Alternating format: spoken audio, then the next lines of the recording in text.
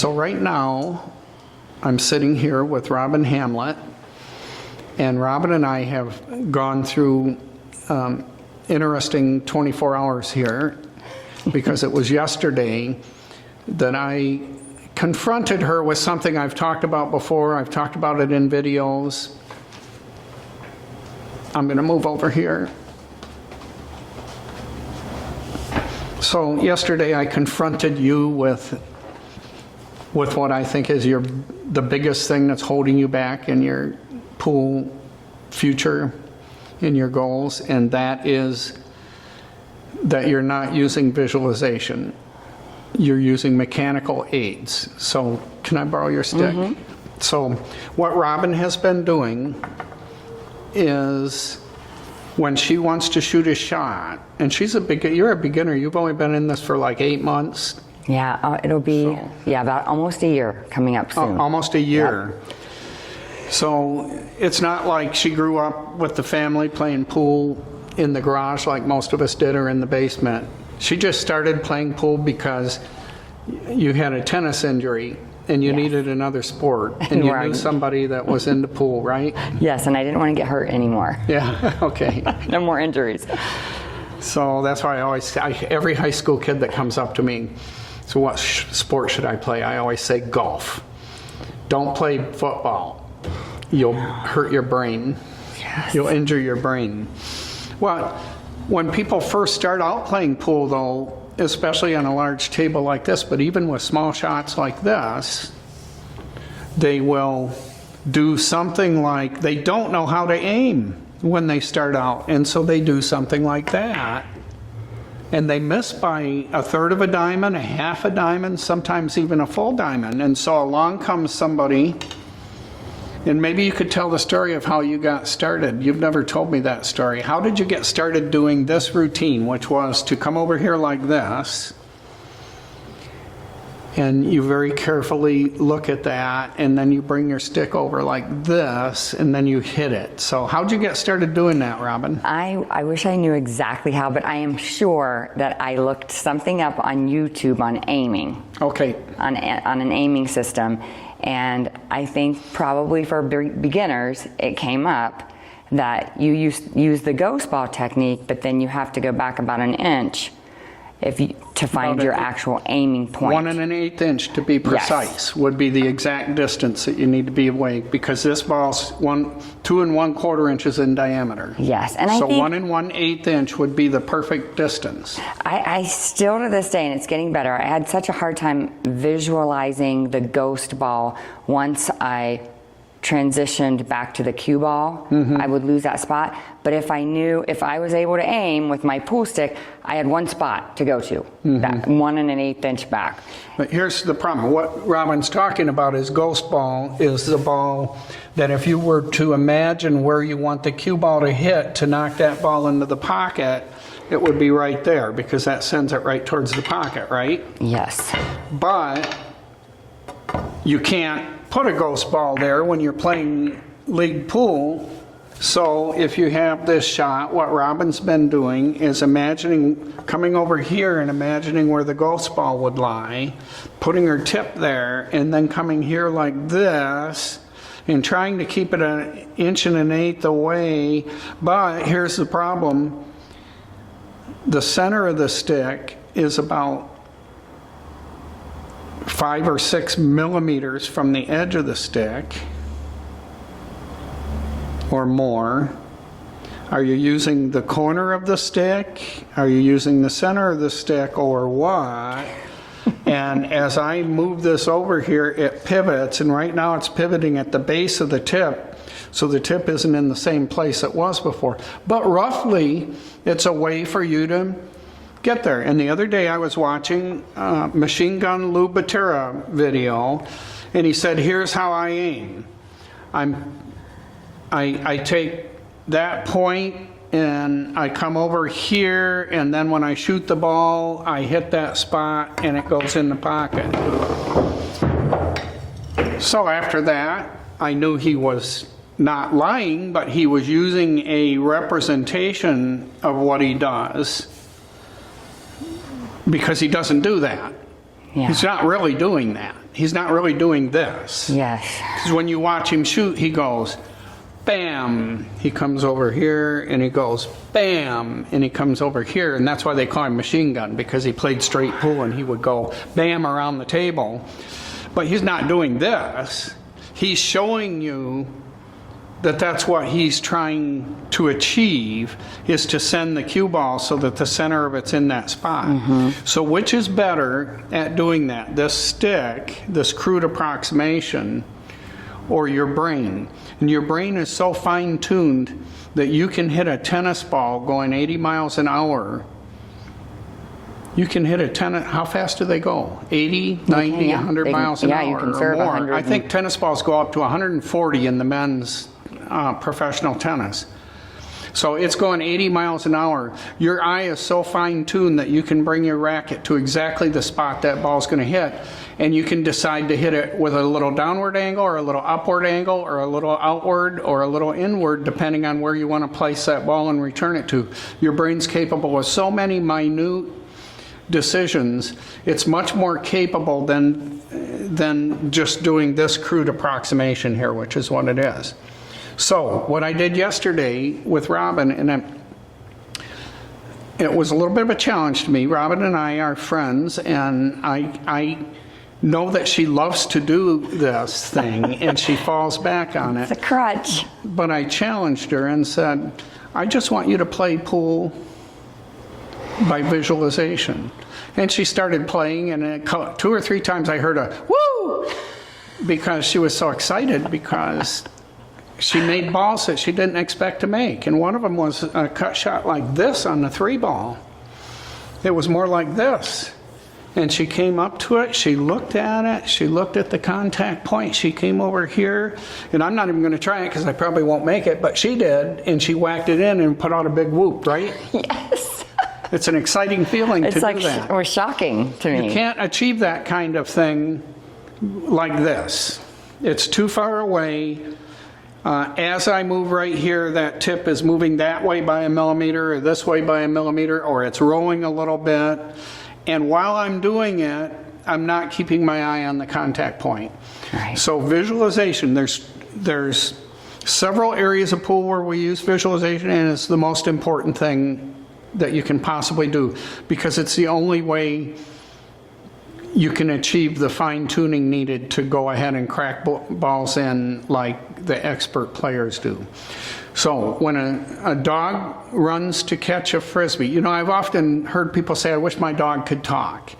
And I go, well, what would it say? Throw me the frisbee, throw me the frisbee, throw me the ball, throw me the frisbee. Let's go for a walk. What the hell would you talk to a dog about? Not capable of anything, right? But it can do an exquisite act, which is when you throw that frisbee, it runs and leaps into the air and catches it where it's going to end up. So the dog's capable of predicting the future. It literally is predicting the future when it leaps up into the air and the frisbee's back there 15 feet away still. He leaps in the air to the spot where the frisbee's going to end up. That's predicting the future. So that's what the primitive brain, the eye and the spinal cord and the arm and the muscles are capable of doing.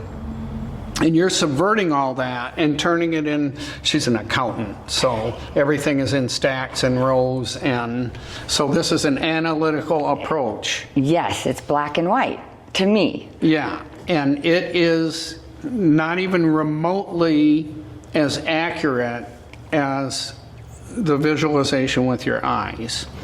So when we're making a pool shot, we're visualizing 3 things. And so if you're concentrating on this, you are not concentrating on the other 2 things.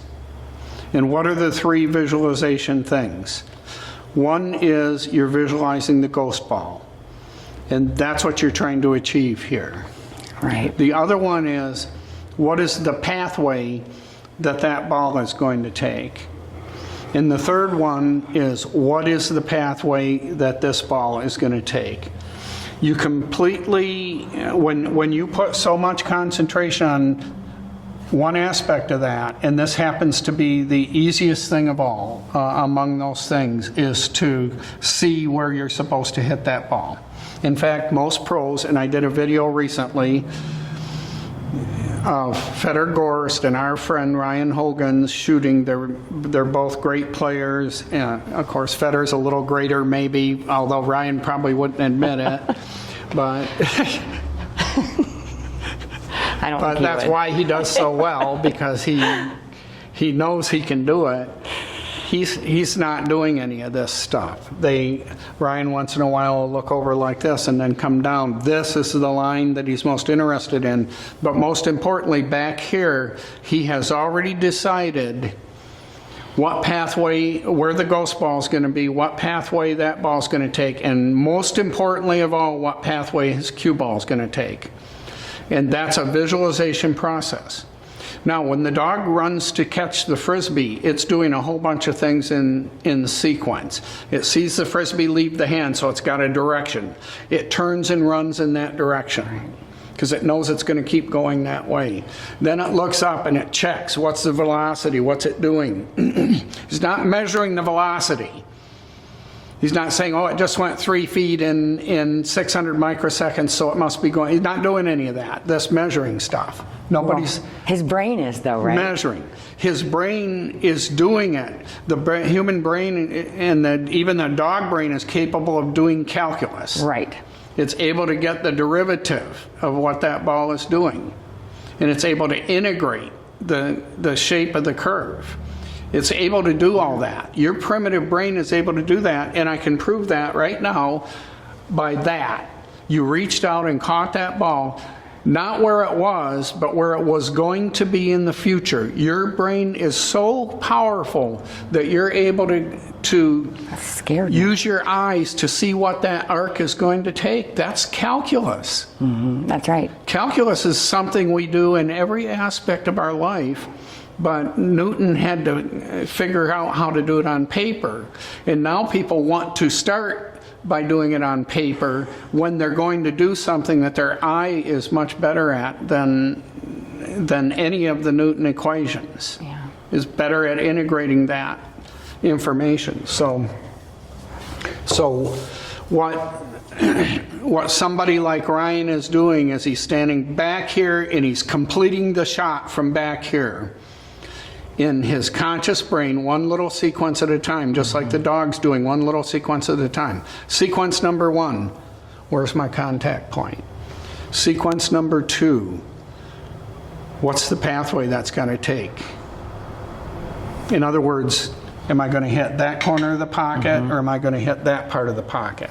Okay, what is it I want to achieve? I want the cue ball to be right in this zone here. Zone isn't good enough. I don't want it to be in a zone. I want it to be right there because I want to shoot the 8 ball next. How do I achieve that? All that picture, all this is visualization. You can't measure it. You're trying to measure this part of it. And then you're ignoring this part, this part, this part, and this part because those are too hard for you to measure. This one's easy. Right. So you're taking the easy part and putting all of your concentration into that. Now, I'm not doing this for you. I know you've already had a realization in the last day about all this stuff. I'm doing it for other people who may be struggling with this sort of thing, to explain all this stuff. So when I come down on this shot, I've already visualized not a zone where I want to end up, but an exact spot where I want to end up. How do I get there?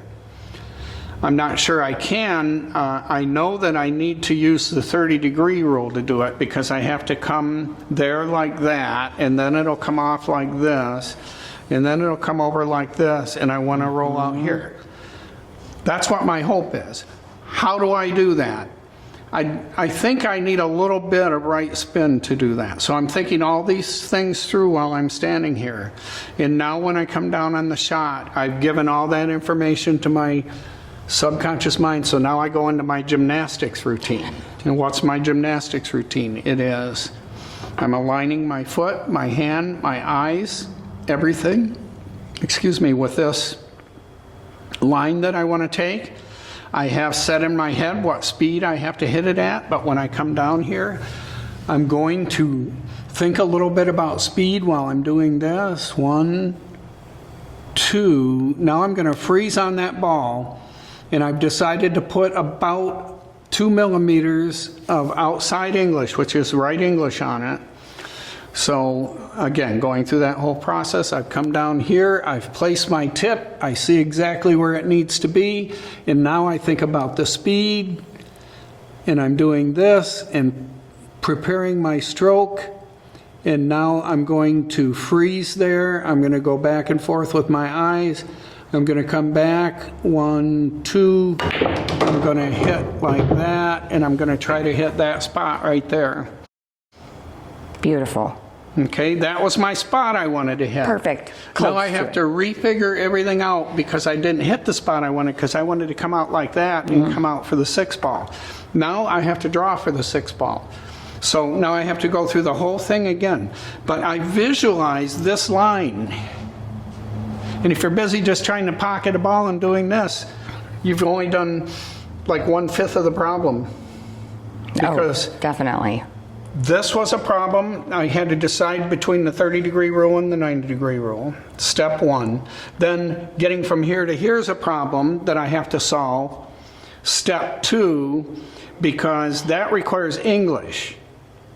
If I had just hit center ball, the ball would have come more like this, and it would have gotten stuck here. I wondered that. So I needed it to spin off this rail and come out here to end up like that.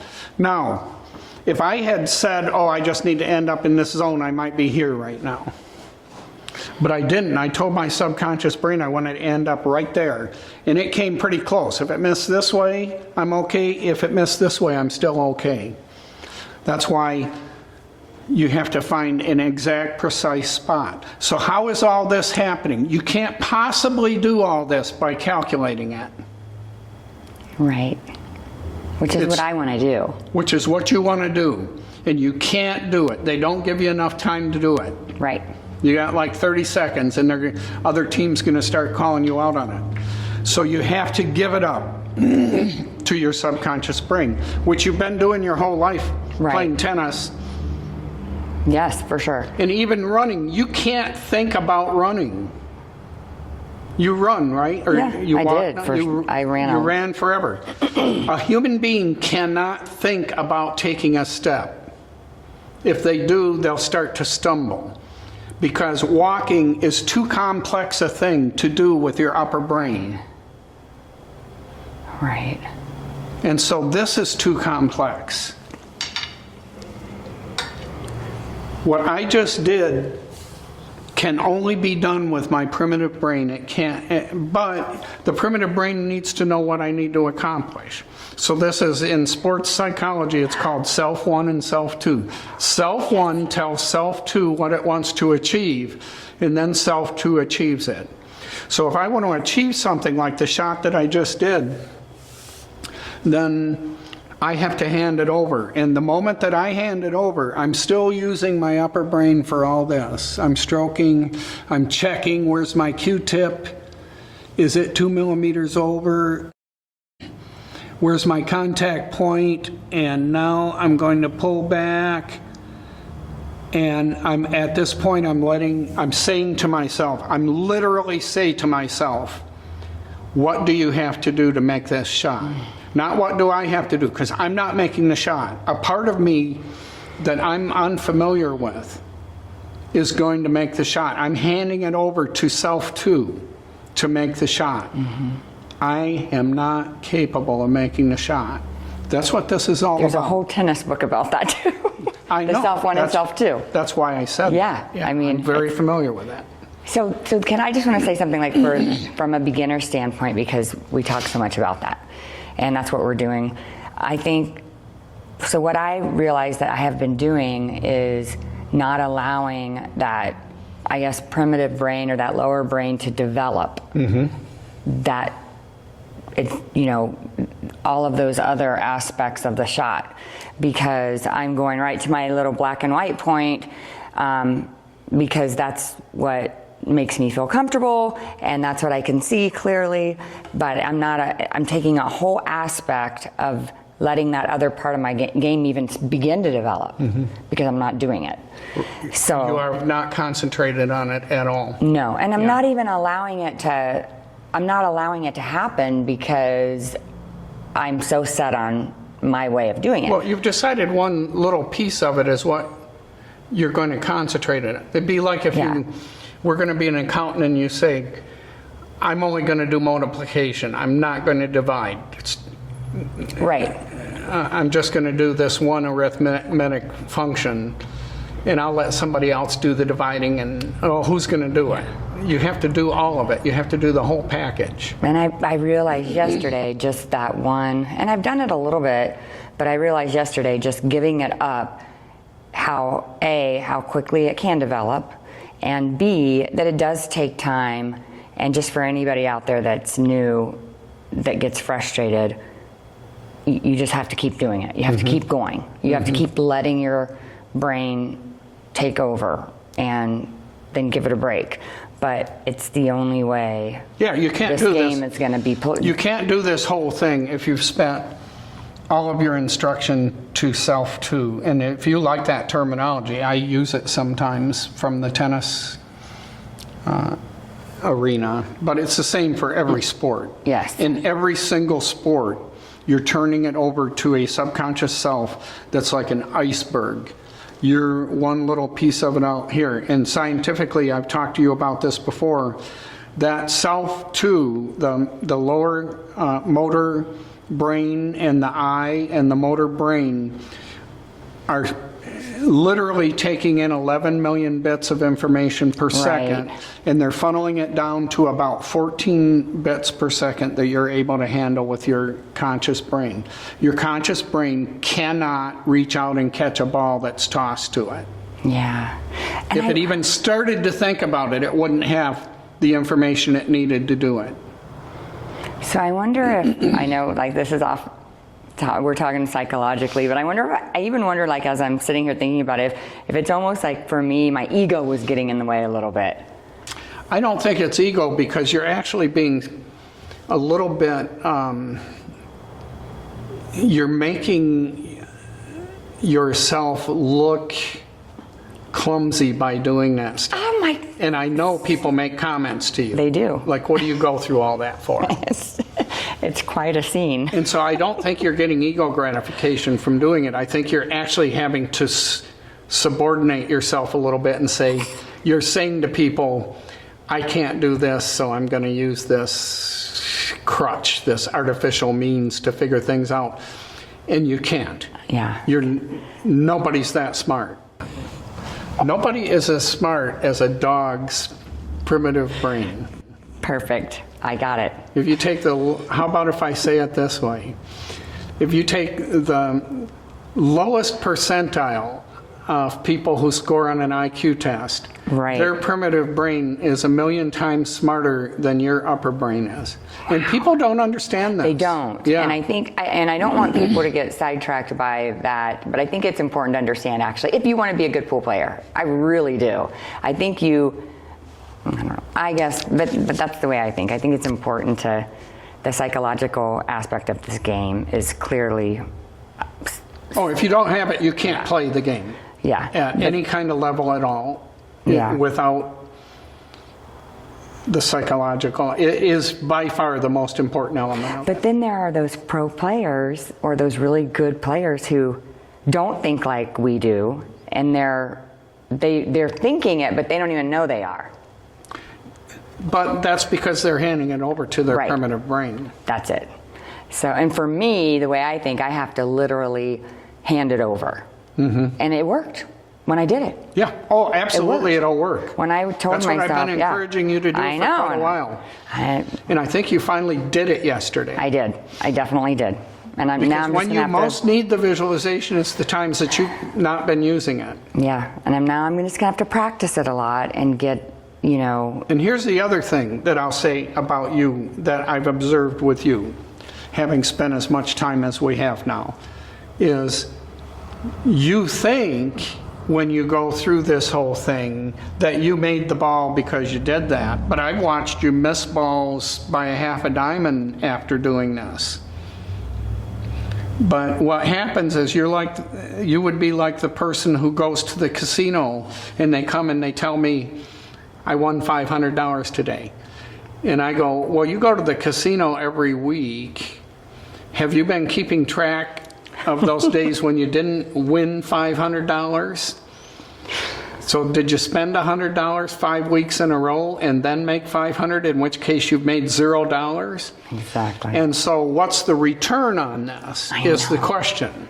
So I'm doing this, and I'm in a clutch situation, and this is my last point I need for my APA 9 ball, and I go ahead and I get down on it and I shoot it. And, oh, I barely made it. See how I almost caught the point? But I made it. And I go, wow, I must have made that because I did that. And the answer is no, that's not why you made it, because earlier in the game, you had a shot like this, and you did the same thing. You measured it, and then you overcut it. And you go, you completely forget that, and you don't put that into the equation. Yeah. I can tell you how the equation will work out. If you keep doing this all the time, you'll have x over y fraction of makes and misses, and if you stop doing that, you'll have some factor times x over y. Do you think I could ever change that into doing that just to feed my brain the information? You have to. Right. But so you have to do that part of it. The part of it you're trying to do, I can take an APA 2 and ask them where that is. Mm-hmm. I can take somebody who's never shot a pool ball in their life and say, if you were going to poke this with a stick at the pocket, where do you have to hit it? And they'll go like that. So they know exactly where that ball has to be hit. So that's the easiest part of the pool shot, is knowing that that's the spot that I have to hit. And that's what you're trying to do, but you're trying to visualize the ghost ball at the same time. But this mechanical means of finding that position is only a fraction, only has a fraction of the capability that your eyes do of holding and maintaining that. So it's okay if I go up with my stick and measure? Oh yeah, a lot of people do that. Information. Okay. I don't need to, like sometimes I do it is this nice all the time. I come up and I go like this, and so do a lot of players. Okay. When I need to barely be careful about understanding where that contact point is. But I'm not just looking at that point. I'm looking at this light reflection. I'm looking at how far the top of the ball is from that little ring, because when I come over here, I can still kind of think about that and measure that. And I'm thinking about, what's that ball going to look like? If I were to roll it perfectly, that 8 is going to stay on this side and roll end over end like that, right? Mm-hmm. I'm picturing that. Anything you can do to visualize what that's going to look like as it's going towards the pocket is going to help you. Okay, good. Because that might all be that visualization, but you're not visualizing the rest of it. Right, which is... So now, from here, I now have to go forward and visualize when the cue ball strikes that spot, where is it going to go? I have 2 choices right now. I have the 30-degree rule, which would send it right over there. So that's pretty good if I wanted to get to that spot I went to earlier here. Or I have the 90-degree rule, which is going to send it right there. And then I have questions about, do I want to hit center ball with the 90-degree rule and have it's actually going to pick up a little spin, so it's going to come back this way a little bit. When I cross that ball, it's going to put right spin on the cue ball, right? Or do I want to add spin to it? If I want to add spin to it, then because I want to come down here, I want to hit the 90-degree spot, and then I want it to come over here. Or I want it to come down here and hit the 90-degree spot and go that way. I can do either one of those things. Like I can put left English on it right now, and I'm visualizing the whole shot. and it will hold and come back in this direction a little bit. Okay. Or if I put right spin on it, it would have come this way.